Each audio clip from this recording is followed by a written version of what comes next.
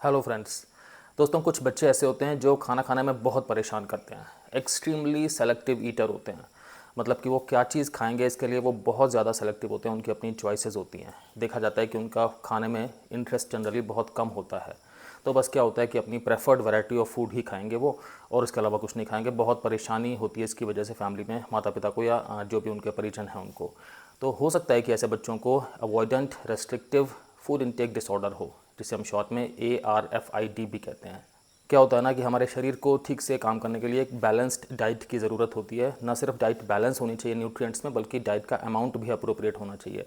तो ये जो बच्चे होते हैं ना, ये इतने ज़्यादा सेलेक्टिव हैं खाने के मामले में कि इनकी जो डाइट है बैलेंस तो हो ही नहीं पाती, और डाइट का अमाउंट भी कम रहता है जितना नॉर्मल होना चाहिए उसके हिसाब से। इसकी वजह से क्या होता है कि इन बच्चों में किस्म किस्म की न्यूट्रिशन की प्रॉब्लम्स पैदा होना स्टार्ट हो जाती हैं, ग्रोथ की प्रॉब्लम्स होना स्टार्ट हो जाती हैं। तो मैं आपके साथ इस वीडियो में बात करने वाला हूँ इस पर्टिकुलर बीमारी के बारे में। मैं आपके साथ बात करूंगा कि avoidant restrictive food intake disorder. देखो, सिर्फ नाम ही कॉम्प्लिकेटेड है, आप बीमारी समझ में आपको आ जाएगी अगर आप ये वीडियो मेरा लास्ट तक देखेंगे। तो मैं बात करूंगा कि इसके सिम्टम्स या इसके साइंस क्या क्या होते हैं, मतलब कि कौन कौन से लक्षण होते हैं बच्चों में जिन्हें देख करके ये अंदाज़ा लगाया जा सकता है कि शायद बच्चे को ये वाली बीमारी पैदा हो रही है। साथ साथ दोस्तों बात करूंगा कि इसके कॉजेज़ या कारण क्या क्या होते हैं, डॉक्टर्स किस तरह से इस बीमारी की डायग्नोसिस बनाते हैं, क्या क्या वर्कअप होता है इसमें, साथ साथ इसका ट्रीटमेंट किस तरह से किया जाता है, इसके इलाज में क्या क्या संभावनाएं हैं। तो अगर आपका बच्चा भी खाने पीने में बहुत ज़्यादा सेलेक्टिव है, परेशान करता है, तो आपको ये वीडियो देखना चाहिए ताकि आपको आइडिया लग सके कि कहीं बच्चे को ये वाली बीमारी तो नहीं है, या जनरली बच्चा एक पिकी ईटर है, उसको ये वाली बीमारी नहीं है।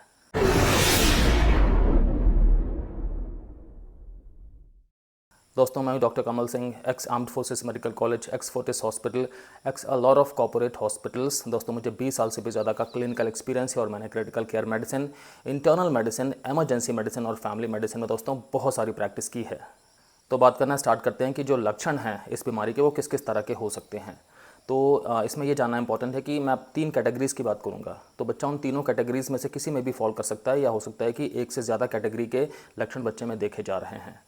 तो जो पहली कैटेगरी है उसमें क्या होता है कि बच्चे के अंदर एक बहुत ज़्यादा स्ट्रॉन्ग रिएक्शन आ सकता है जो खाना है, जो फूड आइटम है, उसके किसी भी कैरेक्टरिस्टिक को लेकर के। फॉर एग्जांपल, फूड की स्मेल को लेकर बच्चे के अंदर बहुत स्ट्रॉन्ग रिएक्शन आ सकता है, फूड के टेस्ट को लेकर बहुत ज़्यादा स्ट्रॉन्ग रिएक्शन आ सकता है, फूड के कलर को लेकर बहुत स्ट्रॉन्ग आ सकता है, फूड के टेक्सचर को लेकर के बहुत स्ट्रॉन्ग रिएक्शन बच्चे के अंदर आ सकता है। ऐसा हो सकता है कि बच्चा किसी भी नए तरह के फूड को लेकर के बहुत ज़्यादा फियरफुल हो, मतलब कि उसके अंदर बहुत ज़्यादा डर बैठा हो कि वो किसी भी नए किस्म का जो खाना है वो ट्राई नहीं करेगा। नियोफोबिया भी कहते हैं इस चीज़ को। और ऐसा भी हो सकता है कि बच्चे के अंदर पास्ट में किसी अनफैमिलियर फूड को ट्राई करने की वजह से जो उसके अंदर एक रिएक्शन आया हो, उसको लेके बच्चा अंदर से बहुत ज़्यादा प्रताड़ित हो, बहुत ज़्यादा ट्रॉमा में हो, अभी भी बहुत ज़्यादा उसको मतलब फियरफुल हो, क्योंकि पास्ट में उसने कोई ऐसी चीज़ खाई थी जो उसे खाने का मन नहीं था, उसके लिए एक तरह से अनफैमिलियर फूड था, लेकिन उसे अच्छा नहीं लगा था, जिस चीज़ का अभी तक भी उसके मन में एक बहुत ज़्यादा स्ट्रॉन्ग रिएक्शन है, स्ट्रॉन्ग मेमोरी है कहना चाहिए। अच्छा, अगली कैटेगरी आती है कि जिसमें बच्चे जो हैं वो इन जनरल खाना ही नहीं चाहते। वो नॉर्मली ऐसा बोलेंगे कि उन्हें भूख नहीं लगी है, क्योंकि उन्हें खाना खाने में कोई इंटरेस्ट ही नहीं है। उनके लिए खाना खाना कोई रिवॉर्डिंग फिनोमिनन ही नहीं है। मतलब नॉर्मली क्या होता है कि हम जब खाना खाते हैं तो हमें थोड़ा अंदर से तृप्ति वगैरह का एहसास होता है, तो हम खाना खाना चाहते भी हैं, टेस्टी खाना या ताज़ा खाना, फ्रेश खाना। लेकिन इन बच्चों के लिए वो जो खाना खाने का एक एक्सपीरियंस है, उसमें कोई भी ब्रेन को ऐसा नहीं लग रहा कि कोई भी रिवॉर्ड मिल रहा है, तो इनका खाना खाने में जनरली इंटरेस्ट ही कम होता है। साथ साथ देखा जाता है कि इन लोगों की भूख भी कम होती है, क्योंकि अगर लंबे टाइम के लिए वो खाना नहीं खाएंगे या खाना खाने में उनका इंटरेस्ट कम होगा, तो फिर ऑटोमेटिकली क्या होता है कि बॉडी उस तरह से एडजस्ट करती है और उनकी भूख भी कम हो जाती है। अब जो तीसरी कैटेगरी है, उस कैटेगरी में ऐसे बच्चे आते हैं कि जिनके अंदर खाना खाने को लेकर के डर होता है। किस तरह का डर होता है कि अगर वो खाना खाएंगे तो उन्हें किसी न किसी किस्म की प्रॉब्लम होना स्टार्ट हो जाएगी। फॉर एग्जांपल, उन्हें कहीं पे दर्द होना स्टार्ट हो जाएगा, शायद पेट में दर्द होना स्टार्ट हो जाएगा, या उन्हें वॉमिटिंग आना स्टार्ट हो जाए, या उन्हें चोकिंग ना होना स्टार्ट हो जाए, मतलब कि खाना उनके कहीं सांस की नली में फंस ना जाए, जिससे कि उन्हें सांस आना बंद हो जाए। इस तरह के कोई भी थॉट्स इस बच्चे के मन में बहुत ज़्यादा गहराई के हो सकते हैं। तो वो खाना इसलिए अवॉइड कर रहे हैं यहाँ पे कि उन्हें लग रहा है कि अगर वो खाना खाएंगे तो उनके शरीर में कोई ना कोई प्रॉब्लम हो जाएगी इसकी वजह से, और वो उस प्रॉब्लम को नहीं फेस करना चाहते, वो उससे नहीं जूझना चाहते, तो वो खाना खाना ही अवॉइड करते हैं, बिल्कुल मिनिमाइज़ कर देते हैं। जितना कम से कम खाना खा के उनका काम चल सके वो उतने में ही संतुष्ट रहते हैं। अब ये चीज़ जानना इंपॉर्टेंट है, मैंने पहले भी कहा था कि हो सकता है बच्चा किसी एक ही कैटेगरी में फॉल करे, और हो सकता है बच्चे के अंदर जो लक्षण है वो एक से ज़्यादा कैटेगरी के हों। ये भी ध्यान देना इंपॉर्टेंट है कि जो ये वाला प्रॉब्लम है, avoidant restrictive food intake disorder, ये जो और बाकी ईटिंग डिसऑर्डर्स होते हैं नॉर्मली उनसे कम उम्र में ही स्टार्ट हो जाता है और लड़कों को ज़्यादा प्रभावित करता है बजाय लड़कियों के। ये चीज़ मन में एक रखना इंपॉर्टेंट है। अच्छा, ये जानना इंपॉर्टेंट है कि ये जो बच्चे हैं चूँकि ये कम खाना खा रहे हैं, खाना ठीक से नहीं खा रहे हैं और प्रॉपर बैलेंस डाइट नहीं ले पा रहे हैं, तो इसकी वजह से ये अंडरवेट रहेंगे। मोस्टली देखा जाता है कि ये इनका जो शरीर का वज़न है ये नॉर्मल से कम होगा।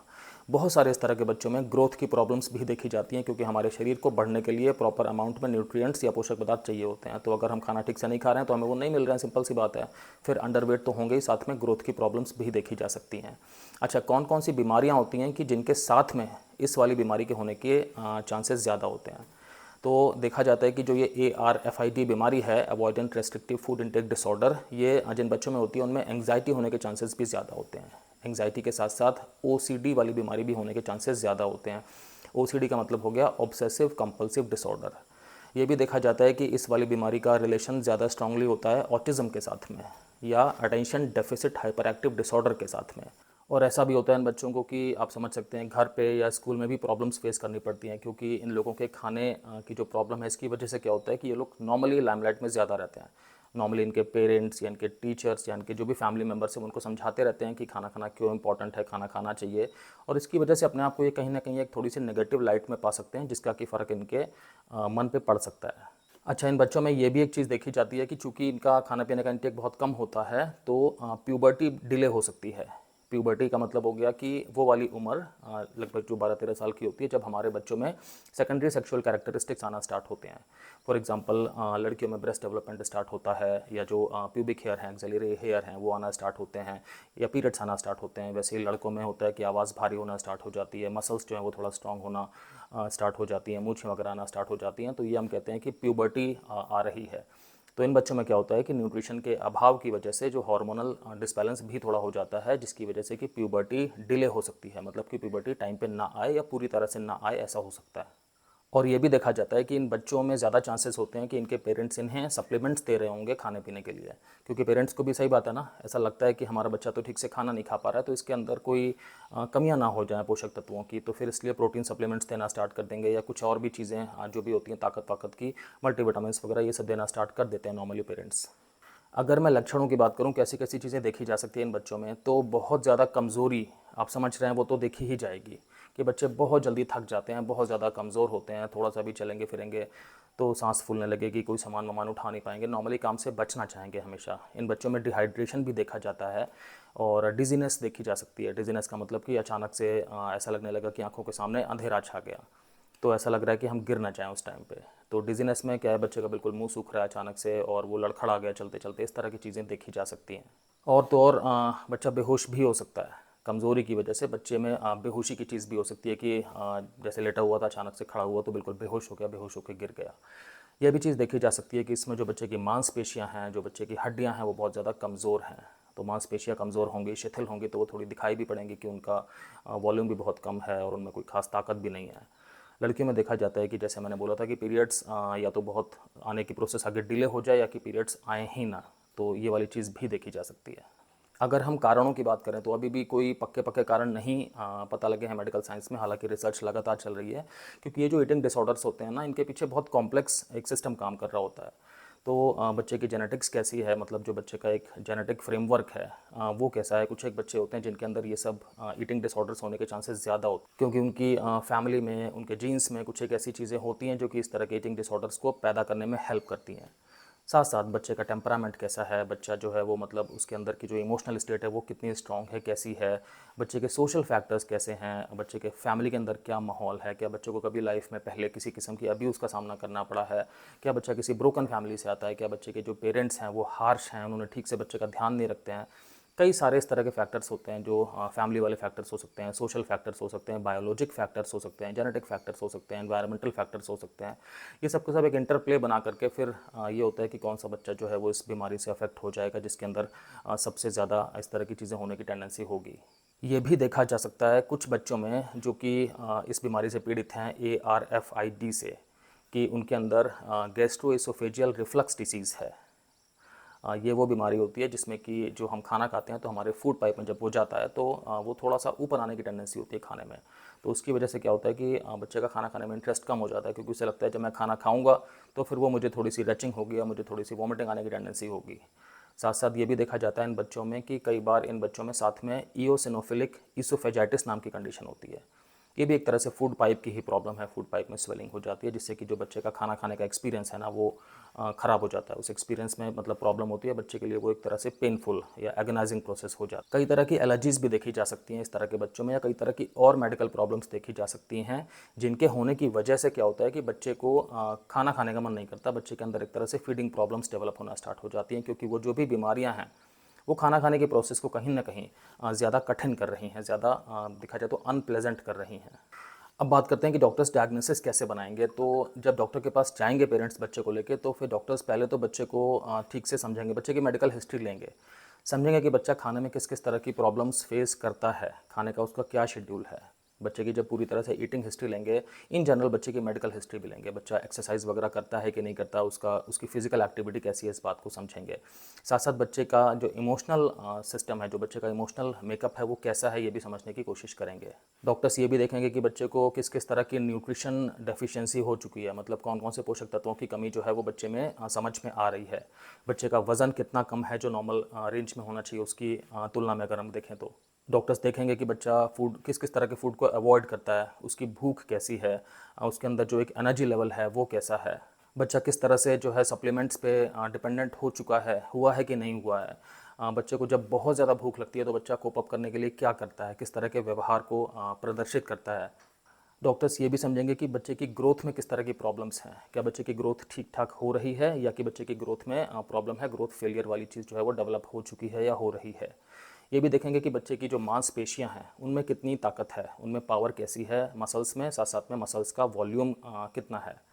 ये भी समझेंगे कि बच्चे को किस तरह से अपनी डेली लाइफ में प्रॉब्लम्स का सामना करना पड़ता है, इनकन्वीनियंस की वजह से, एंग्जाइटी की वजह से, शेम की वजह से। क्योंकि आप समझते हैं कि जब बच्चा खाना पीना ठीक से नहीं खाता है तो फिर ऐसे बच्चे मोस्टली लाइमलाइट में रहते हैं हमेशा, स्कूल में भी और घर पे भी लोग उनका या तो मजाक उड़ाते रहते हैं उनके दोस्त वगैरह, या कि उन्हें शिक्षाएं देते रहते हैं कि आप खाना इस तरह से खाओ। लोग मतलब चिंतित रहते हैं, उनके आसपास कंसर्न रहते हैं, जिसकी वजह से कई बार ये वाले बच्चे अपने आप को बहुत ज़्यादा बर्डनड भी फील करते हैं, मतलब कि इनके मन पे बहुत ज़्यादा एक तरह से भार हो जाता है, जिससे कि इनको अपनी डेली लाइफ में काम करने में प्रॉब्लम्स महसूस हो सकती हैं। तो ऐसे में फिर डॉक्टर्स बच्चे को पूरी तरह से एग्जामिन करेंगे, मतलब उसका पूरा फिजिकल एग्जामिनेशन करेंगे, उसकी पूरी बॉडी चेक करेंगे ठीक से कि किस किस तरह की चीज़ें देखी जा रही हैं जो कि एबनॉर्मल हैं, जिनसे कि डायग्नोसिस बनाने में हेल्प मिल सकती है। साथ साथ में बच्चे के ब्लड टेस्ट किए जाएंगे, उसका यूरिन टेस्ट किया जाएगा देखने के लिए कि उसके अंदर न्यूट्रिशन के लेवल्स वगैरह क्या हैं, या और किस किस तरह की बीमारियां तो नहीं हैं। ये सब चीज़ें एक तरह से मन से हटाने के लिए, रूल आउट करने के लिए टेस्ट करने की ज़रूरत पड़ती है। बच्चे का ईसीजी भी करके देखेंगे, और साथ में बच्चे के अंदर और भी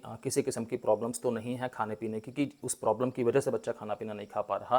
तो उन चीज़ों को रूल आउट करने के लिए डॉक्टर्स को जो भी लगता है वो टेस्ट करेंगे, और जब एक तरह से देखा जाए तो कोई भी और बीमारी होने की संभावना बिल्कुल ज़ीरो हो जाएगी, तब फिर इस वाली बीमारी की डायग्नोसिस बनेगी, avoidant restrictive food intake disorder की।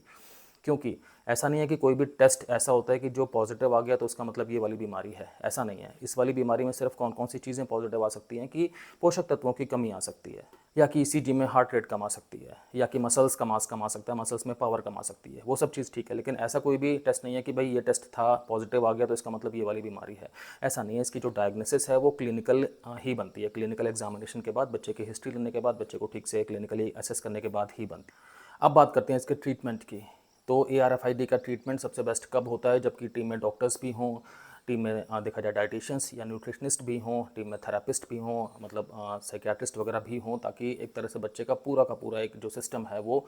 पकड़ में लिया जा सके। तो इसमें कई बार मेडिसिन की ज़रूरत भी पड़ती है, लेकिन जनरली देखा जाता है कि जो इसका मेन स्टे है ट्रीटमेंट का, वो होता है कि एक तरह से फैमिली थेरेपी या कॉग्निटिव बिहेवियरल थेरेपी। ये एक तरह की टॉक थेरेपी होती है। फैमिली थेरेपी में तो क्या होता है कि फैमिली मेम्बर्स को बिठा के समझाया जाता है, कई सेशंस होते हैं कि किस तरह से बच्चे के साथ में डीलिंग करनी है, बच्चे को किस तरह का एक एटमॉस्फेयर देना है कि जिससे बच्चा धीरे धीरे से खाना स्टार्ट करेगा, धीरे धीरे से अलग अलग किस्म के फूड आइटम्स को अपनी डाइट में सम्मिलित करेगा।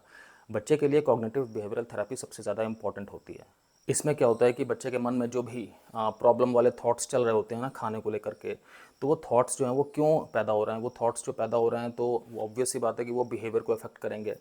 तो फिर इसमें जो डॉक्टर्स हैं या जो थेरेपिस्ट हैं वो ठीक से बच्चे को समझाते हैं कि किस तरह से प्रॉब्लम के वाले थॉट्स को पकड़ना है, किस तरह से उनको फिर चेंज करना है एक पॉजिटिव बिहेवियर में, ताकि नेगेटिव एक्शन ना हो। नेगेटिव एक्शन यहाँ पे क्या हो रहा है कि बच्चा खाने को अवॉइड कर रहा है। तो बच्चे को इस तरह से ट्रेन किया जाता है बातें कर करके कि बच्चा जो है वो खाने के साथ जुड़े हुए जो भी उसके इश्यूज़ हैं, जो उसके मन में डर है, जो उसके मन में एंग्जाइटी है, वो सब चीज़ें धीरे धीरे धीरे करके कम हो, बच्चा उनकी जड़ तक जा सके, समझ सके, और बच्चे को अंदर से ये कंफर्टेबल एहसास हो सके धीरे धीरे कि नहीं, ये जो भी मुझे खाने के टेस्ट से लेकर के, कलर से लेकर के, स्मेल से लेकर के, खाने के टेक्सचर से लेकर के जो मुझे प्रॉब्लम्स हैं ना, तो ये एक तरह से कोई ख़ास इनके पीछे वजूद नहीं है। तो यही सब चीज़ें बिल्कुल स्पेशलाइज तरीके से बच्चे को एग्जांपल्स के साथ में समझाई जाती हैं, जिससे कि बच्चा धीरे धीरे करके ग्रेजुअली समझ पाता है, उसके अंदर का डर खत्म होता है, उसके अंदर एक जो स्ट्रेंज सेंसेशन है, जो फियरफुल थॉट्स हैं, जो एंग्जाइटी है, वो धीरे धीरे फिर ख़त्म होती है। बच्चा अपने डाइट में चीज़ों को फिर ज़्यादा इंक्लूड करता है, बट ये सब कुछ ग्रेजुअल होता है। और इस टॉक थेरेपी में बच्चे को कई सारे सेशंस में जाना पड़ता है, मतलब कई बार जो है वो थेरेपिस्ट के साथ में बैठ करके बातचीत करनी होती है। मेडिसिन की बात करूँ तो कई बार डॉक्टर्स को जब लगता है, अब ये डॉक्टर्स के ऊपर है कि बच्चे को एग्जामिन करने के बाद, असेस करने के बाद, बच्चे की मेडिकल हिस्ट्री लेने के बाद अगर उन्हें लग रहा है तो बच्चे को फिर वो भूख बढ़ाने वाली दवाई भी दे सकते हैं। अगर लग रहा है तो बच्चे को एंटी डिप्रेसेंट्स दे सकते हैं, मतलब कि जो डिप्रेशन को ठीक करने वाली दवाइयाँ होती हैं, या एंटी एंग्जाइटी मेडिसिन दे सकते हैं, मतलब कि वो मेडिसिन जो एंग्जाइटी को दूर करने के काम आती हैं। किसी किसी केस में बच्चे को एंटी साइकोटिक मेडिसिन भी देनी पड़ती हैं। ये जो ईटिंग डिसऑर्डर्स होते हैं ना, ये मेंटल हेल्थ डिसऑर्डर्स होते हैं, तो इसमें कोई भी जो इलाज है मेडिसिन का वो अपने आप तो कतई नहीं करना होता, सब कुछ बिल्कुल एक्सपर्ट सुपरविजन में ही करना होता है। ज़्यादातर पेशेंट्स का तो होम बेस्ड ट्रीटमेंट हो जाता है, लेकिन कुछ एक पेशेंट्स को फिर हॉस्पिटल में भी इसमें एडमिट करना पड़ सकता है, और कुछ एक पेशेंट्स को रेजिडेंशियल ट्रीटमेंट की ज़रूरत भी पड़ती है। रेजिडेंशियल ट्रीटमेंट का मतलब हो गया कि पेशेंट को एक फैसिलिटी में एडमिट करते हैं, जहाँ पर कि पेशेंट जो है वो कई दिनों तक रहते हैं, और वहाँ पर क्या है कि पूरा का पूरा जो प्रोग्राम है, जो पूरा का पूरा एक रूटीन का स्ट्रक्चर है, वो इस तरह से बनाया जाता है कि बच्चा जो इस तरह के उसके चैलेंजेस हैं खाने को लेकर के, उनको धीरे धीरे ओवरकम कर सके। तो मतलब वहाँ पे पूरा का पूरा सिस्टम ही इस तरह की बीमारी को ठीक करने के लिए बना होता है। एज़ पेरेंट्स आप क्या कर सकते हैं, तो एज़ पेरेंट्स आपके लिए बहुत ज़्यादा इंपॉर्टेंट है कि बच्चे को ज़्यादा क्रिटिसाइज़ मत करिए, खुद एक रोल मॉडल बनिए। मतलब खुद आप जो खाना है ना वो अच्छे से खाइए, वैरायटी वाला खाना खाइए, और मोस्टली हो सके तो फैमिली के साथ बैठ करके खाइए, बजाय अकेले अकेले खाने के। खाने के टाइम पे जो एक माहौल होना चाहिए, वो माहौल भी प्लेजेंट होना चाहिए, माहौल भी सपोर्टिव होना चाहिए, इंस्पायरिंग होना चाहिए। आपको ये भी चाहिए कि आप अपने बच्चे को जो है वो अलग अलग तरह की फूड आइटम्स देने की कोशिश करिए, उसको इंट्रोड्यूस करने की कोशिश करिए, ताकि बच्चे के अंदर भी एक तरह से चॉइसेस बढ़ती जाएँ। हो सकता है वो जो भी आप उसको दे रहे हैं उसमें से कोई एक चीज़ उसे पसंद आए और उसे वो ट्राई करे, और शायद उसे ठीक लगे तो उसे खाना भी स्टार्ट कर दे। बच्चा जब भी कभी ईटिंग बिहेवियर अच्छा रखे, तो आप हमेशा उसे उस चीज़ के लिए रिवॉर्ड करिए, जो उसके पॉजिटिव ईटिंग बिहेवियर है। अगर उसने अपना खाना ठीक से प्लेट में जितना लिया था वो ख़त्म कर लिया, टाइम से खाना खा लिया, अमाउंट भी ठीक ठाक ले लिया अगर उसने, तो आप उसको उस चीज़ को रिवॉर्ड करिए कैसे भी करके। साथ साथ बच्चे को ये भी समझाइए कि अगर फूड को लेकर एंग्जाइटी ज़्यादा हो रही है उसके मन में, तो वो कुछ टाइम का ब्रेक ले ले। उस टाइम पर वो डीप ब्रीदिंग कर सकता है अपने मन में, या किसी के साथ बात कर सकता है घर में, या कि म्यूज़िक सुन सकता है, या कि उसे जो भी चीज़ ठीक लग रही है जिससे कि उसका मन जो है वो शांत हो रहा है, उस एक्टिविटी को वो करने में एक तरह से अपने आप को केंद्रित कर सकता है। कई बार लोगों को लगता है कि क्या कोई ऐसा तरीका होता है कि जिससे हमारे बच्चे में ये वाली बीमारी ना पैदा हो, मतलब हम प्रिवेंट कर सकें इस वाली बीमारी को पैदा होना, तो नहीं, ऐसा कुछ नहीं है, प्रिवेंशन पॉसिबल नहीं है। हाँ, ये चीज़ हमेशा बोली जाती है कि शुरुआत से ही बच्चे के साथ जो खाने पीने का एक एनवायरनमेंट है, उस एनवायरनमेंट को पॉजिटिव रखा जाए, और बच्चे को खाने की अलग अलग चीज़ें हमेशा इंट्रोड्यूस की जाएँ, और बच्चे को, जब बच्चा ठीक से खाना वाना खाता है तो उसको एक पॉजिटिव बिहेवियर को रिवॉर्ड किया जाए। मतलब किसी भी तरह से आपने बच्चे को शाबाशी दे दी, आपने बच्चे को कुछ एक अच्छी चीज़ का प्रॉमिस कर दिया लेने के लिए, कोई भी इस तरह की चीज़ जिससे कि बच्चे का मन खुश हो रहा हो, बच्चे को लग रहा हो कि बच्चे ने कुछ अच्छा किया है, तो उसे बदले में उस चीज़ को रेसिप्रोकेट किया गया है। ठीक है फ्रेंड्स, तो मैं उम्मीद करता हूँ कि आपको वीडियो देख करके अब तक ये समझ में आ गया होगा कि ये जो बीमारी है, avoidant restrictive food intake disorder, इसके लक्षण क्या क्या होते हैं, डॉक्टर्स के पास जाना क्यों ज़रूरी होता है, बच्चे को किस किस तरह की प्रॉब्लम्स हो सकती हैं, डॉक्टर्स किस तरह से इस बीमारी के डायग्नोसिस बनाते हैं, और उसका इलाज करना क्यों ज़रूरी है, और किस तरह से किया जाता है। तो मैंने ये इस वीडियो में कोशिश करी है, क्योंकि देखो, मैं समझता हूँ कि आजकल जो भी हमारा एक सोशल स्ट्रक्चर है, तो बहुत ज़्यादा स्ट्रेसफुल माहौल है, इन जनरल वैल्यू सिस्टम बदल रहा है, तो बहुत सारे बच्चों को ये वाली बीमारी जो है होती है, पहले से ज़्यादा बच्चों को अब होती है। तो ऐसे में अगर पेरेंट्स को ठीक से पता है कि नहीं, मेरे बच्चे को कोई एक चीज़ डेवलप हो रही है जो कि मेंटल हेल्थ डिसऑर्डर है, ऐसा नहीं कि बच्चा सिर्फ नाटक कर रहा है, या बच्चा सिर्फ जानबूझ करके अपने एक तरह से टैंट्रम्स कर रहा है, नहीं, बच्चे के मन में एक मेंटल हेल्थ डिसऑर्डर है, कि बच्चा जिसके सामने एक तरह से अब असहाय हो गया है, असमर्थ हो गया, बच्चा खुद कुछ नहीं कर पा रहा है। तो इसलिए बच्चे की हेल्प करनी है, तो बच्चे को डॉक्टर के पास लेके जाना है, बच्चे का ठीक से इलाज कराना है, ताकि बच्चा इस ईटिंग डिसऑर्डर से बाहर आ सके, इसे कंट्रोल में कर सके। तो अगर आपको दोस्तों वीडियो अच्छा लगा हो तो प्लीज़ लाइक करिएगा। अगर आपने अभी तक मेरे चैनल को सब्सक्राइब नहीं किया दोस्तों तो सब्सक्राइब भी करिएगा। Thank you so much.